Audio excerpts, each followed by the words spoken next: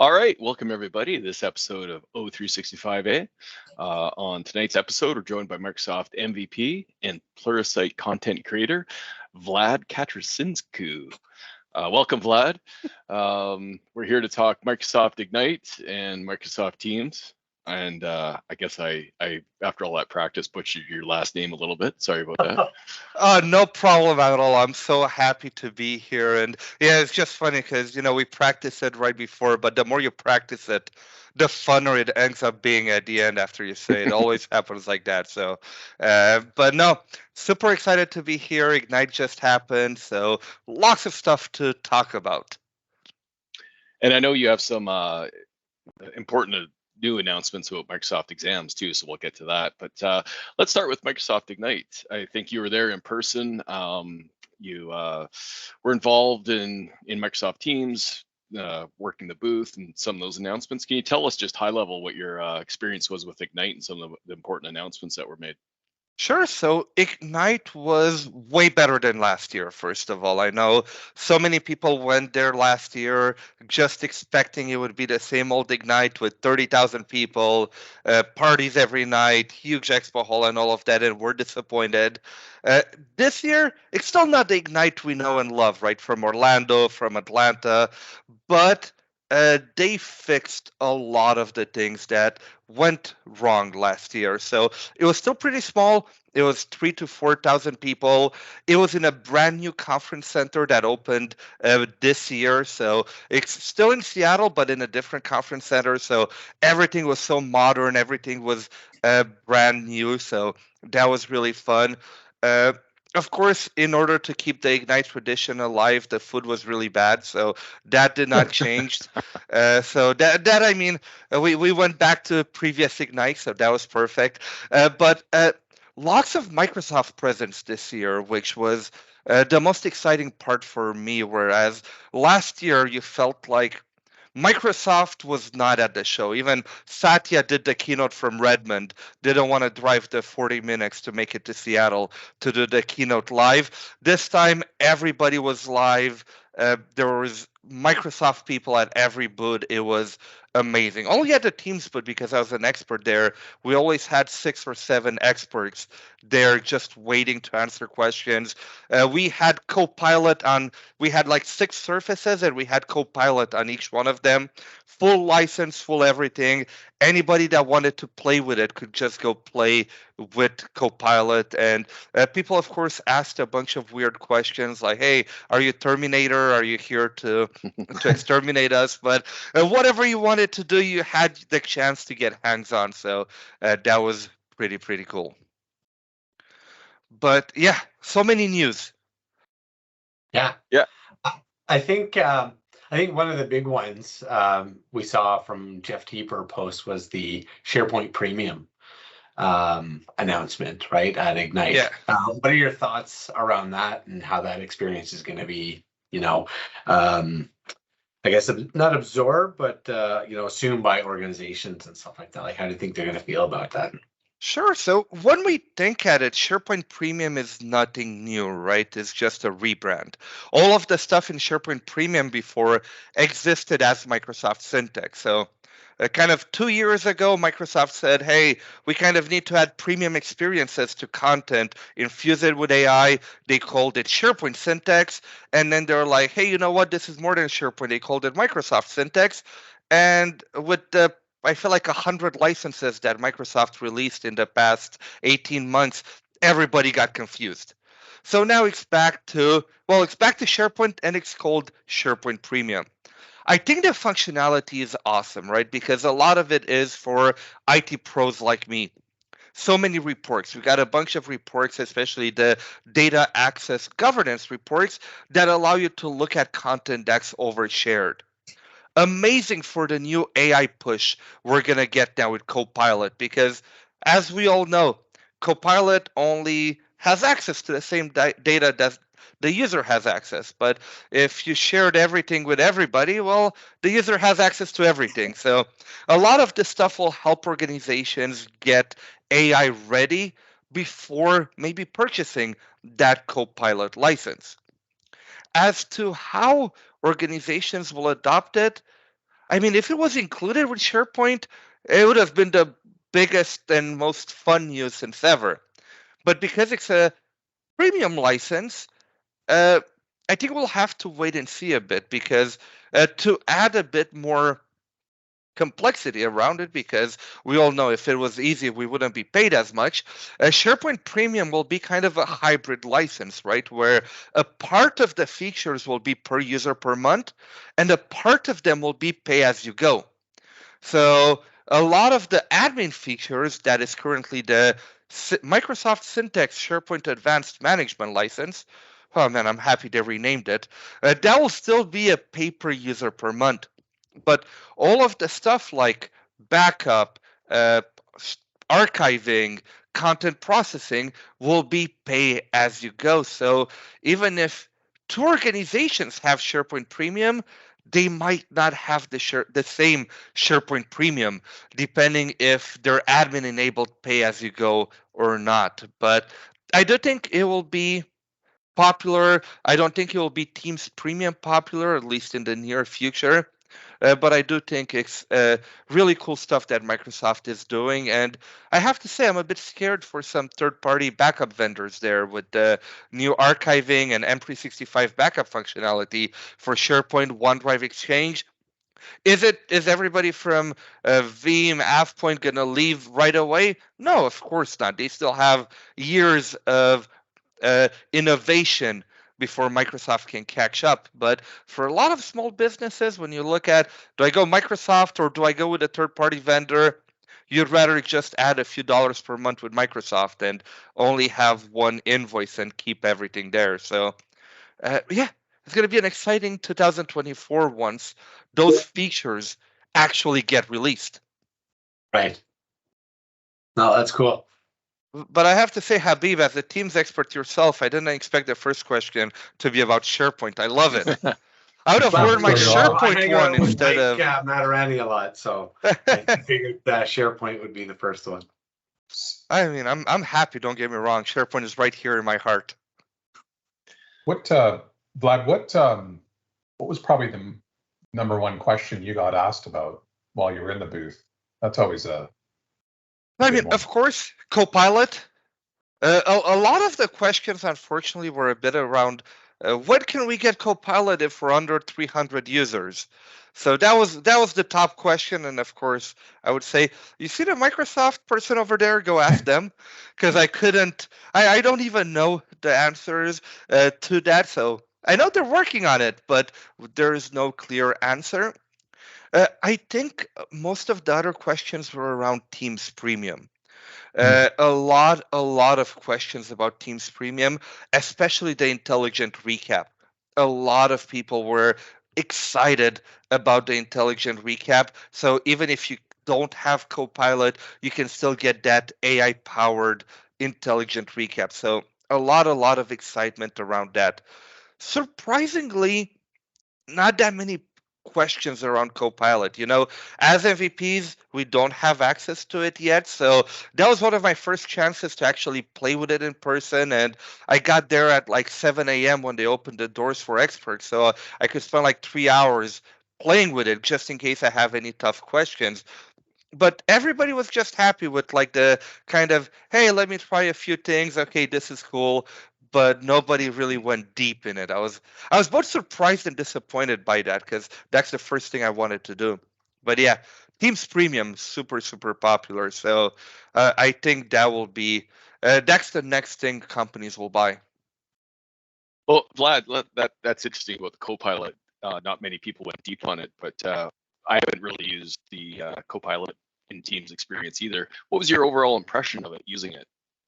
So my overall impression is that, you know, we call it Copilot in Teams, but you actually have like 10 different Copilots in Teams that you access differently. So it's really special, like, to try and understand all of them, because you have a Copilot, for example, one of them that got announced. I forgot the official name. Let me find it here. The Copilot Compose in Teams and Channels, where you have to type a message and then you click the Copilot button and then probably say, hey, help me make this more professional, help me make this more concise, for example. You have a Copilot for meetings that you have to go in the meeting recap, you click on Copilot, you ask it questions. You have a Copilot for group chats that appears when you go to a group chat, and then you can ask it different questions. You have a Copilot, for example, one of the things they announced that was Copilot in Teams channels. That was one of them that after like 30 minutes of trying, I couldn't figure out where it is. And you can't only go to a channel, you have to go, with the new Teams, you can actually be inside of a conversation, like you're inside of the convo, not in the channel, where you go see more and it kind of brings you to a dedicated window for that convo. That's only then that Copilot for channels appears. So I loved it, but it took me a good amount of time to wrap my head out all the different Copilots that they are and how they are so different a bit on what you can do with them. When do you click the button? Like for the first few times when I was going on the Copilot Compose to make my text look better, I was clicking on the button before typing a message, and then it was like, no, Vlad, doesn't work like that. You got to type the message first, and then I can make it better for you. But I'm not going to write the message for you right away, which is kind of what I expected based on the Outlook Copilot, that you can actually make it craft a reply and things like that. So lots of Copilots that people are going to need to get used to. And I think it will be a big ramp up for users to get used to how do they make the most out of all the different Copilots and which ones they like, which one they're not going to care about. One of the things that seemed appealing, the Copilot and Teams channels, is we all drink from the fire hose every day. The ability to ask it questions in terms of, show me a summary of key information or tasks that were highlighted for me. Once you found that Copilot experience, did it sort of fulfill that promise? So I think it did, but the thing is, so the way that I think at it, what I would have loved it to be is that I go to a channel, and if I missed 10 different conversations, that it summarizes all 10 for me. Not that I have to go into each conversation and have a summary there the way that it is now. So I would have liked to say, okay, hey, I missed 10 conversations. They all have 50 messages. Recap all that channel for me, what I missed. Not go into this big conversation and recap this specific conversation. So like you said, I think I had too much of high expectations for that one yet.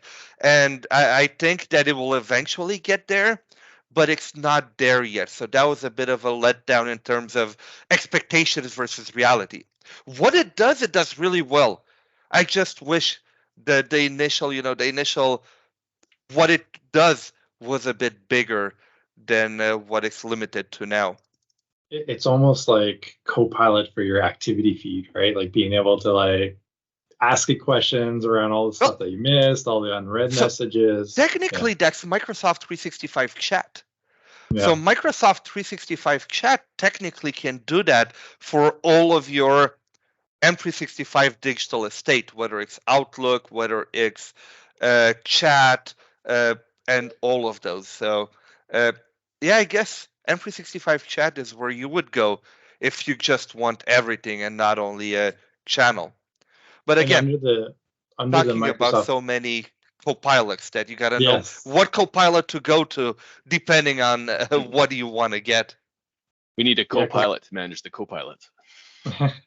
Well, that Microsoft 365 Chat, like that looks at your Outlook messages, your chat messages, and your file data, right? So when you're playing with that, did it give you options to like just give you a recap of your missed messages from a Teams point of view, or was it you had to kind of prompt it first, or did it like how did because we were in a sandbox environment that was kind of pre-made by Microsoft, I did not have any Teams messages, so I didn't get a chance to play around with like missed messages, things like that. But for summarizing data in files, I found that it did a pretty good job.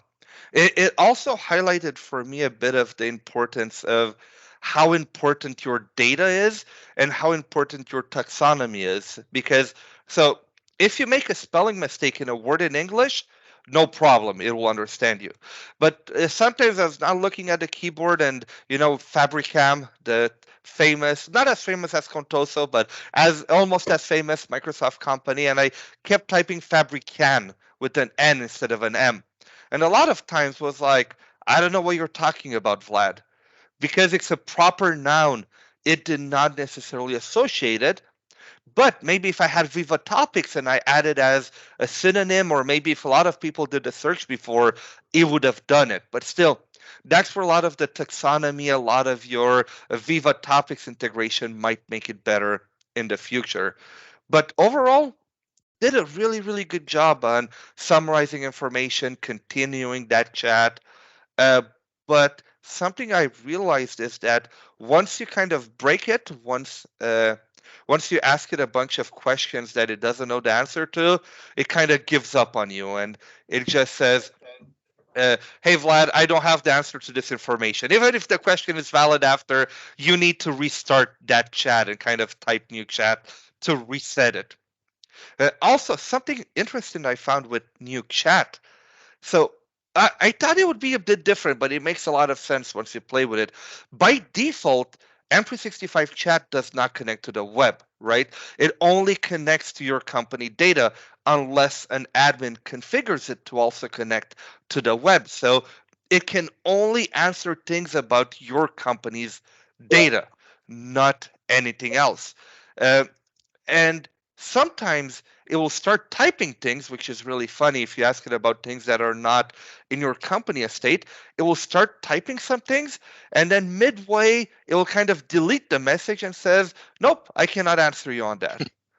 But you can see it typing, you can see the message appearing, and then midway is like, nope, probably hits a safety mechanism or something in the back and is like, you know what, I never typed this. You didn't have time to screenshot it. Nope, I cannot answer you on that, Vlad. I'm sorry.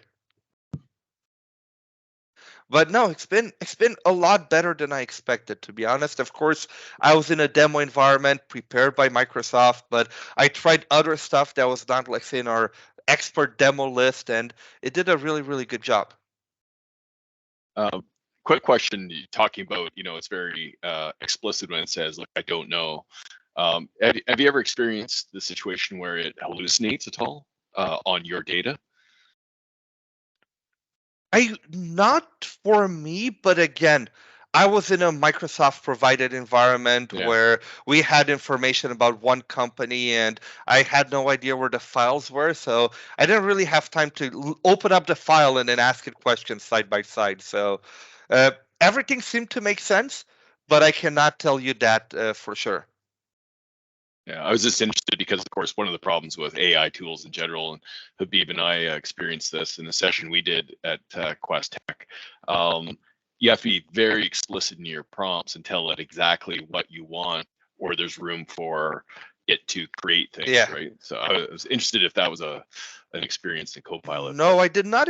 I mean, there was nothing that was like completely off to the point where it made me like, wait a minute. So everything seemed right, but I did not go into data and do a proper comparison to know at 100%. That makes sense. So Vlad, I just want to switch gears a little bit. I know mostly everything at Ignite was about AI and Copilot and whatnot. I have my Clippy. I have my Clippy sweater here. Yes. Old school AI.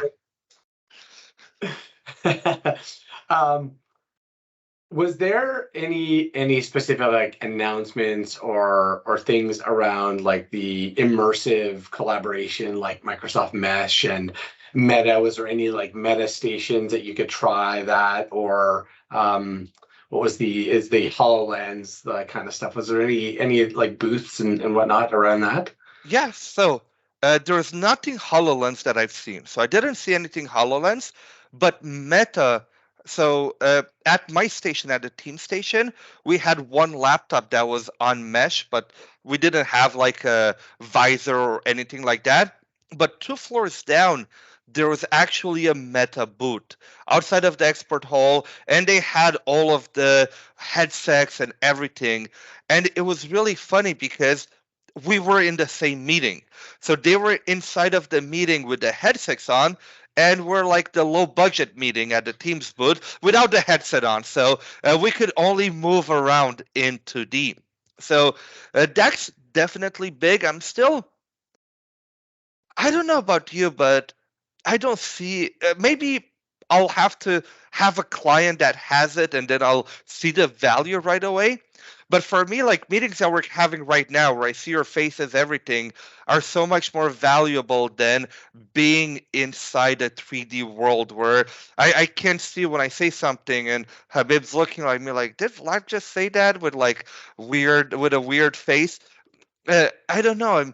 I'm not that excited about it. I'm sure there's going to be use cases and people are going to find interesting ways to do it. And I know that at the booth, one of the things they said kind of you have the spatial audio, right? Where you can have 4 conversations going on at the same time and then you can move to another conversation, things like that. But I don't know. I'm a big fan of in-person events. I don't think that having that in virtual will necessarily make people excited. So yeah, so it's live now. Well, it's public preview now. It'll be GA in January. Whoever wants to try it will be able to try it and make up your own mind. But as much as it's cool technically, it's not something I'm excited about. I don't know about you guys if you're excited about it, but for me, it's not something that I'm like, oh, I can't wait to use it. Yeah, I think it's more like what you said, like being able to have like that sort of spatial audio where, if you try to do that with like Teams, you got to create like breakout rooms to have like people go in and have specific conversation, which kind of gets a little bit messy when you're doing that. Whereas opposed to if you have this like experience where I could, walk over here and I can just be part of this conversation. Okay, well, that's not really interesting. And then I can just leave and go see what other people are talking about there.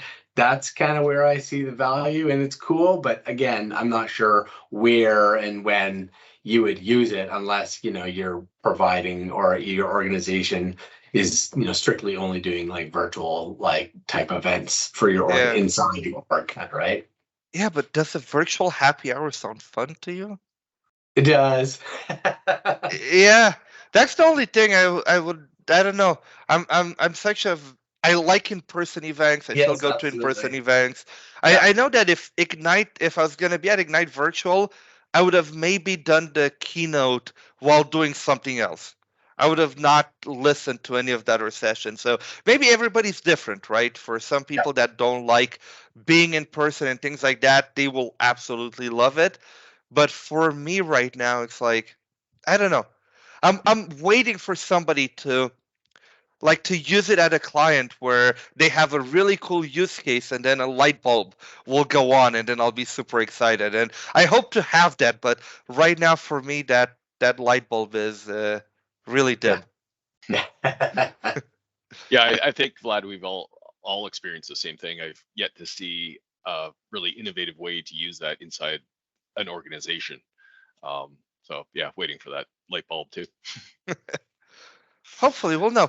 GA in January, so looking forward to all the crazy way people will use it. It's just around the corner. Yeah.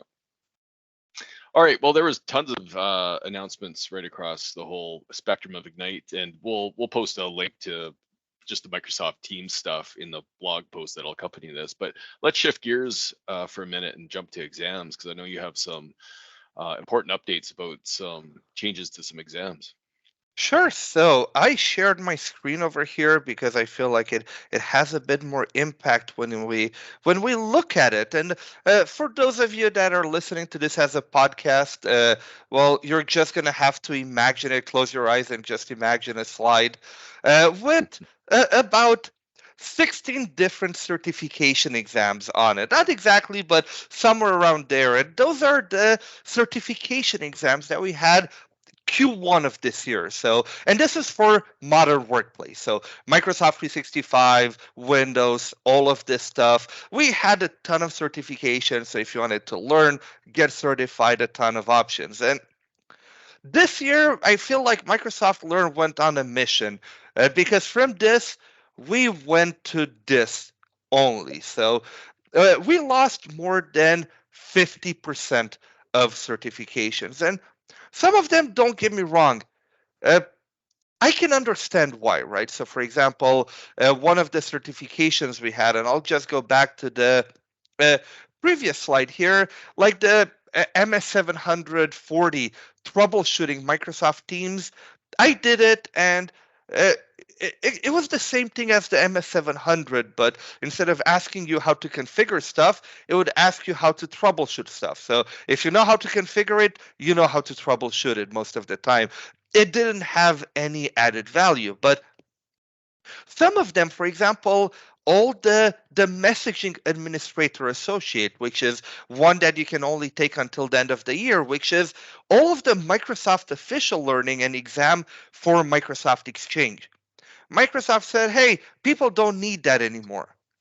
I don't know about you guys, but every company I go to still has email today. I mean, I know Yammer tried to kill email, Teams tried to kill email, everybody wants to kill email, but my inbox still beeps every hour with new emails. So it's just so very surprising to see Microsoft kill so many exams, or the MS600 building apps for Microsoft 365. I think we're all IT pros here, right, on the call. We all come from an IT pro background, so we agreed that the only thing devs do, they break things rather than build cool stuff. So they keep breaking things and everything. But still, there is a need for companies to customize Microsoft 365, to create apps on top of Teams and things like that. So them killing the certification also kills off the Microsoft official course.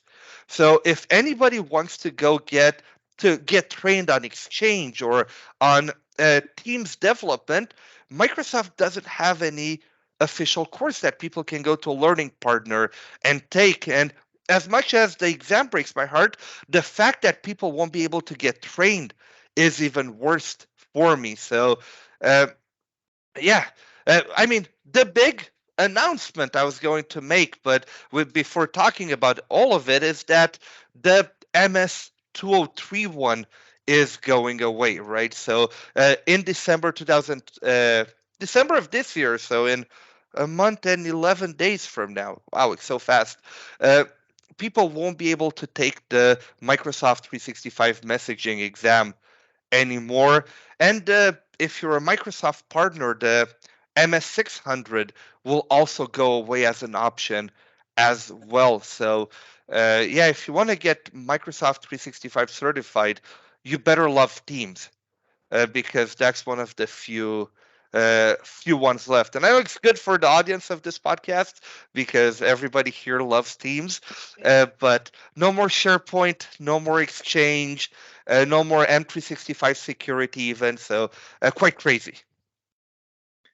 That's really interesting, Vlad. I didn't know the scope of it, of those changes till you presented it. Do you think any of this has to do with their announcement of, I think it's the Microsoft Applied Skills Initiative?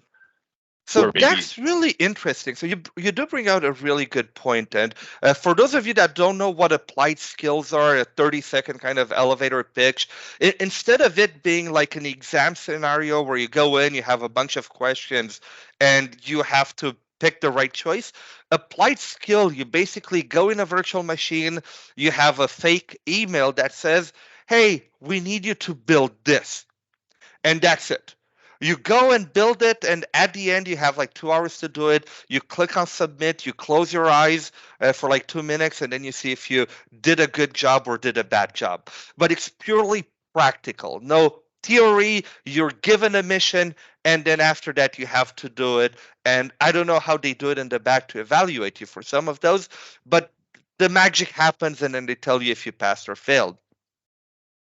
So, back to your question, does it have to do with it? I think it has to do partly with it, but we haven't had any applied skills for modern workplace announced. So I hope we're going to get some of them, but today they kind of killed off all the exams this year, but did not announce anything new. I do think that a lot of it maybe has to do with licensing, right? Because it's a bit tough to get M365 tenants, even as a trainer, when you do the classes, it's not the easiest thing to get all the licenses required. And the applied skills are free. So how can Microsoft do it at scale with, who knows, thousands of people trying to do that applied skill every day that each of them need their own tenant? But it does look like Microsoft is investing a lot more into applied skills now. At the same time, they announced a new certification, like a full certification at Ignite around Fabric's data analytics and how to build, how to manage all your data in Azure and all of Microsoft Fabric. So I'm not sure if there's a clear direction yet, but for modern workplace, we kind of got rid of a lot and did not announce anything new. So that's maybe why I'm a bit more sad right now than excited. They're probably gearing up for a whole bunch of co-pilot exams or something in the next year or so. There was also an announcement about going towards like an open book type exam. What are your thoughts on that? That is live right away, actually. And by the way, Liberty, who's the Microsoft psychometrician around that, hates it when we call open books. So I have to tell you, Michael, don't call it open book or you might be in trouble. So actually, with all the associate or expert level exams starting end of September, so not that long ago, you have access to Microsoft Learn throughout the exam. So let's say you have a question about PowerShell and you don't know exactly what parameter, because none of us remembers all the hundreds of parameters on the hundreds of commandlets. You can open up Microsoft Learn on the side, search for the commandlet, and then select the correct answer, which I'm a big fan of, just because that's what we do in day-to-day life, right? Somebody tells me, hey, Vlad, you got to create the site in SharePoint. I know the commandlet is new SPO site. I don't know the 50 parameters and the value they expect by heart. So I think it brings the actual exam experience closer to real life. So big fan of that. And you don't get any additional time added, which, remember, for associate level exams, you get 50 to 60 questions in 80 something minutes of actual exam time. So you don't have time to go in and search for every question and try to go past the exam without knowing anything. So I feel like it's a perfect balance between bringing us to closer to day-to-day life, but not making the exams too easy where they're not worth anything anymore. The applied skills, by the way, is open book. So the applied skills is not proctored and it's open book. So you have it on your desktop. It's not proctored. You have access to Google. You have access to anything you want. You have access to a friend even. Because it's not proctored, I could open it on the laptop, and then because I have no idea about Teams phone, I'll get Habib, hey, just do this real quick and I'll pay you a Starbucks after. So that is not proctored, which is a big difference with certification exams, which are proctored. Actually, at Ignite, Microsoft Learn had a nice booth with like 10 different computers, and people could do applied skills there. And I did one for fun for Power Automate, and I had 4 people right behind my screen looking at it all along, and nobody said anything. So they're probably copying your answers and doing it on theirs. Hopefully not for them. Because I was messing around a lot with it a bit, so hopefully not for them. But hey, I guess at the end of the day, even if you Google how to do it, and you now know how to do it at the end of the day, so it validates you're able to do it with the same resources you have in your day-to-day life, which is, I mentioned Google, sorry, Bing, because we all do only Bing, we never Google. What do you think, Vlad, the implication of this is going to be for partners? I mean, in the past, you had to have so many certified individuals to be like a silver. I mean, I know the whole partner program has changed as well, but it seems that if I'm a customer looking for a partner to do some work, part of that, was the certification process. So they kind of killed that. I still feel there's a bit of a disconnect between the Microsoft Learn team and the rest of Microsoft in some aspects. The partner program is a great example, right? The MS600 exam, they retired it for public in June, But because the partner program depended on it, if you're a Microsoft partner, you can get a code to take the exam until the end of December. And again, other changes, for example, one of the changes they announced at Ignite was Power Virtual Agents is becoming Copilot Studio, lots of changes around that. Microsoft Learn did not update any of the certifications or did not even announce an update. Usually they announce it 2-3 weeks before that, hey, we'll update the certification, things like that. Did an update to say, hey, we're taking off Power Virtual Agents from the exam because it's not a Power Platform anymore or whatever. So I do think that this year Microsoft Learn was a bit more disconnected from the rest of Microsoft. I do think that skilling will remain a big part of the partner requirements, whether it becomes applied skill, whether it's certifications, whether maybe they'll take it completely out of Microsoft Learn and the partner team will create their own assessments, which we know they have done in the past for some limited things where the Microsoft Partner Program had their own internal certifications that people needed to do. Maybe they'll go that way. I don't know, but today there seems to be a big disconnect between what Microsoft Learn is doing and the criteria to become a Microsoft partner. But yeah, we'll wait and see right now. But whatever your boss tells you to do, go get those exams, basically. Just hopefully not the ones that are retiring. Hopefully not. Well, I mean, even if they retire, right? So think that if you did the MS203 today, it will remain on your transcript forever. So if you're thinking about getting it and you don't want to kind of regret it after because you've never done it, go get that exam. It'll remain in your transcript. Yes, it will be expired, but it will remain on your transcript forever as a certification that you passed then. Will it have value for your partner program? No. Will it have value maybe for getting hired in the future? Maybe you can show that, hey, I did pass the exchange exam in 2023. That certification doesn't exist anymore, but I did pass it back then. So even if it's something that gets retired, if you're studying for it and you feel passionate about it, still go do it and don't regret never having done it in January. That's what I would go for a bit. Yeah, it's actually a really good point. I mean, as you said, for the workloads that are obviously used every day, such as messaging, you can look at it as this is your chance to get a valid certification in this area, where after June 2024, you won't be able to do that. So. Well, you cannot. The certification stops in December. You can renew it if you have it. You can renew it one more time until June, and then it will extend it for another year. But let's be honest. At that point, if the certification will be expired anyway, you can decide if you want to renew it or not. Renewals are free, but most people will probably be like, it will end up expired in the future anyway, so it doesn't really matter.